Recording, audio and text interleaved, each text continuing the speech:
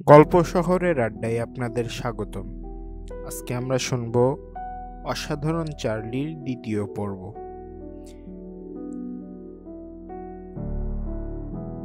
অধ্যায় 2। $10 billion! Charlie স্তম্ভিত হয়ে গেল। তার চোখ দুটো বিস্ফোরিত, মুখ হা হয়ে আছে। সে জানতো তার দাদু ভীষণ ধনী, কিন্তু তখন সে টাকার ধারণা বোঝার মতো বড় হয়নি।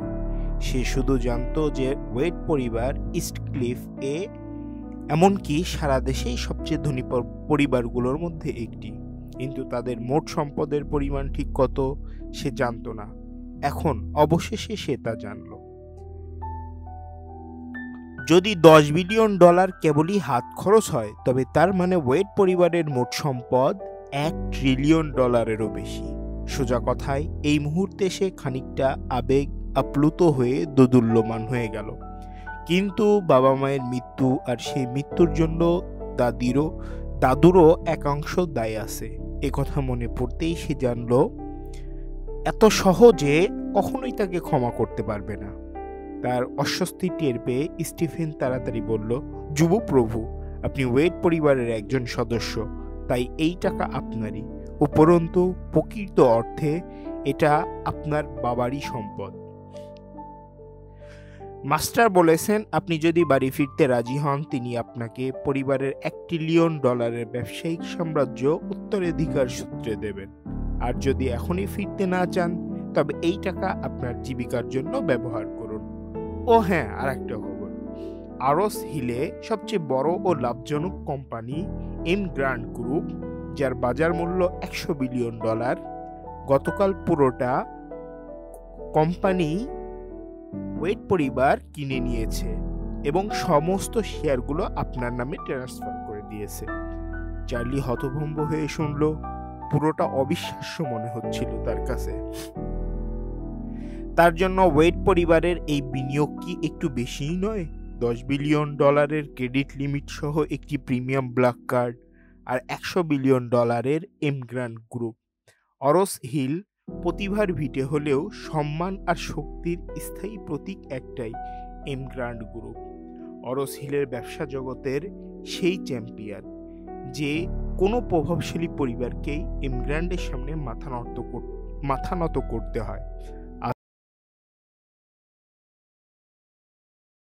যে জোন্স পরিবার এখনো তার স্ত্রীকে প্রলুব্ধ করার চেষ্টা করে, তারা সবাই এমগ্রান্ডের সামনে তুচ্ছ চাকর ছাড়া আর কিছুই নয়। এই মহিমান্বিত কোম্পানিটি এখন তার।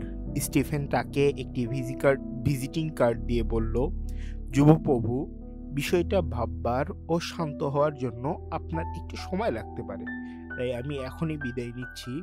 এটি আমার কার্ড, যখন প্রয়োজন হবে এতে নাম্বার আছে, আপনি আমাকে ফোন করবেন। কথা বলে স্টিফেন ফিরে গেল। স্টিফেন চলে যাওয়ার পরও চার্লি যেন ঘোরের মধ্যে রইল। ওয়েড পরিবারের দেওয়া এই ক্ষতিপূরণ সে গ্রহণ করবে কিনা বুঝতে পারছিল না, কিন্তু সঙ্গে সঙ্গেই তার মনে পড়ল গত 10 বছরের দুঃখ কষ্ট আর ক্লেয়ারকে বিয়ে করার পর সহ্য করা অপমানগুলো। এই ভোগান্তিরই ক্ষতিপূরণ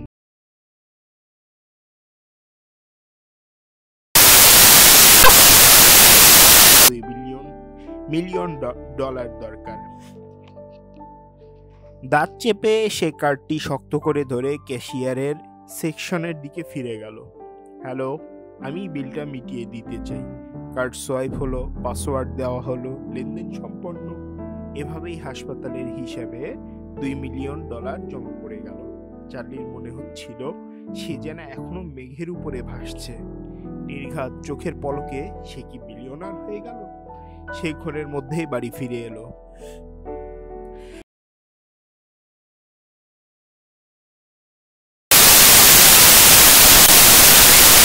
তারা সাধারণ একটি বাড়িতেই থাকেন।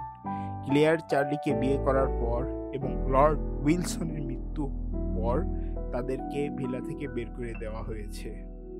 শাশুড়ি চিৎকার করে বলছিলেন, চার্লি ওয়েড, এই লুজারটা কি লজ্জার বিষয়! তুমি যদি এখনই তাকে ডিভোর্স না দাও, দাদি তোমাকে উইলসন গ্রুপ থেকে তাড়িয়ে দিতেও পারেন। ক্লেয়ার শান্তস্বরে বলল, তিনি যদি তাড়িয়েও দেন, আমি আরেকটা চাকরি খুঁজে নেব। তুই? মা গর্জে উঠলেন। এই লুজারটার মধ্যে ভালো কি আছে? কেন ওকে ডিভোর্স দিয়ে ওয়েন্ডেলকে বিয়ে করছিস না? তুই যদি ওয়েন্ডেল জোন্সকে বিয়ে করিস তাহলে আমাদের পুরো পরিবার মাথা উঁচু করে চলতে পারবে। বাবাও সায় দিলেন, মা ঠিকই তো বলেছে। তুই যদি ওয়েন্ডেলকে বিয়ে করিস আমাদের পরিবারের সঙ্গে সঙ্গে পরিবারের সবার আদরের ধনও হয়ে যাবি তুই। দিদা তোকে প্রতিদিনই আদর করবে, বাহ বাহ করবে। ক্লিয়ার দৃঢ়ভাবে বলল, আর বলবেন না, আমি চার্লিকে ডিভোর্স করব না। তুই? মা বাবা আরো বোঝাতে যাচ্ছিলেন, এমন সময় দরজা ঠেলে চার্লি ঢুকে পড়ল। দেখা মাত্র শ্বশুর শাশুড়ি তাকে বিরক্ত চোখে তাকালেন। শাশুড়ি নাক ছিটকিয়ে বললেন, ভাবছিলাম বাড়ির রাস্তাই বুঝি ভুলে গেছিস, লুজার। চার্লি মনে মনে দীর্ঘশ্বাস ফেলল। শাশুড়ি সবসময় তাকে তুচ্ছ করে দেখেন, কিন্তু যদি তিনি জানতেন যে সে এখন এমগ্র্যান্ড গ্রুপের মালিক আর তার হাতে নগদ $10 বিলিয়ন আছে, তাহলে? তবু এখনই নিজের সত্যিকারের পরিচয় জানানোর সময় নয়। সে অনেকদিন আগে ওয়েড পরিবার ছেড়েছে। এখন পরিবারের কি চলছে কে জানে। নিজেকে প্রকাশ করলে যদি পরিবারের কেউ নিশানা বানায়, অন্তরালে থাকা এই মুহূর্তে এটাই সব থেকে শ্রেয়। তাই সে মাথা নিচু করে বিনয়ের সাথে বলল, মা, আজকে আমি যে ঝামেলাটা করেছি তার জন্য দুঃখিত। শাশুড়ি চেঁচিয়ে উঠলেন, ঝামেলা? এটা শুধু ঝামেলা নয়, তুমি আমাদের বিপদে ফেলেছ। অন্তত একটু ভদ্রতা দেখিয়ে আমাদের বাড়ি থেকে বেরিয়ে যেতে পারিস না? ক্লিয়ার তাড়াতাড়ি বাধা দিল, মা এ কি বলছেন? চার্লি তো আপনার জামাই। বাজে কথা, মা গর্জে উঠলেন, এমন লুজার আমার জামাই হতে পারে না। যত দূরে যাই ততই ভালো। ক্লিয়ার চার্লিকে কনুই দিয়ে ইশারা করে বলল, চলো তাড়াতাড়ি ঘরে যাই। চার্লি কৃতজ্ঞতায় মাথা নেড়ে ঘরে ফিরে গেল। তাদের বিয়ে হয়েছে 3 বছর, কিন্তু একবারও তারা বৈবাহিক সম্পর্ক সম্পন্ন করেনি। ক্লিয়ার বিছানায় ঘুমায় আর সে পাশে মেঝেতে ঘুমায়। সেদিন রাতে চার্লির ঘুম আসছিল না। আজ যা যা ঘটল তা আসলেই বিস্ময় আর স্তম্ভিত করার মতো। এখনো সে সব কিছু হজম করতে পারেনি।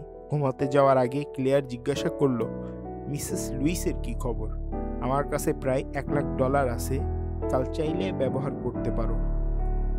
চার্লি বলল, থাক, কেউ তার বিলটা দিয়ে দিয়েছে এবং তাকে চিকিৎসার জন্য স্ক্লিফে পাঠিয়েও দিয়েছে। সত্যি? ক্লিয়ার বিস্ময়ে বলল, ওয়াও, তাহলে মিসেস লুইস ভালো হয়ে যাবেন? হ্যাঁ, চার্লি বলল। মিসেস লুইস সারা জীবন ভালো কাজ করেছেন, অনেককে সাহায্য করেছেন। এখন কেউ তার উপকারের প্রতিদান দিচ্ছে। শুনে ভালো লাগলো। ক্লিয়ার মৃদু স্বরে হেসে মাথা নাড়ালো। এখন তুমি নিশ্চিন্তে থাকতে পারো। হ্যাঁ, আমি এখন ঘুমাতে চাই। ইদানিং কোম্পানিতে অনেক কাজ, খুব ক্লান্ত লাগছে। কোম্পানিতে কি হচ্ছে? ইদানিং অবস্থা ভালো নয়। দিদা ইমিগ্র্যান্টের সাথে সহযোগিতা করতে চান, কিন্তু উইলসন গ্রুপ তাদের তুলনায় খুবই দুর্বল। তারা আমাদের দিকে তাকিয়েও দেখবে না। ওহ, উইলসন গ্রুপের সঙ্গে ইমিগ্র্যান্টের আগে কখনো কোনো কাজ হয়নি?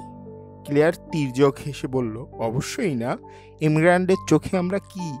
তাদের কাছে আমাদের নিশ্চয়ই নগণ্য ধূলিকণা।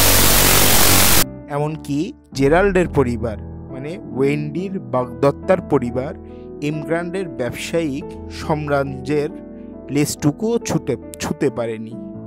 এই কারণেই দিদা চান তারা তাড়াতাড়ি বিয়ে করুক, যাতে হোয়াইট পরিবার ইমিগ্র্যান্টের সঙ্গে কিছু যোগাযোগ করিয়ে দিতে পারে। চার্লি বোঝার ভঙ্গিতে মাথা নাড়ালো।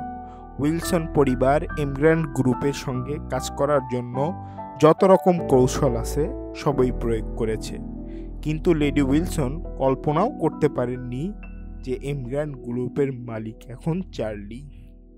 একথা ভেবে চার্লি সিদ্ধান্ত নিল ইমিগ্র্যান্ট গ্রুপের দায়িত্ব সে নিজেই নেবে এবং ক্লিয়ারের ব্যবসায়িক কাজে তাকে সাহায্য করবে। উইলসন পরিবার তাকে ন্যায্য সম্মান দেয় না, বরং খুবই নির্যাতন করে। স্বামী হিসেবে পরিবারের ভিতরে তার মর্যাদা বাড়াতে সাহায্য করা চার্লির দায়িত্ব। সে মনে মনে আন্তরিকভাবে বলল, ক্লিয়ার, তোমার স্বামী এখন আর আগের মতো নেই। আমি আর কাউকে তোমাকে তুচ্ছ করতে দেব না। আমি পুরো উইলসন পরিবারকে তোমার সামনে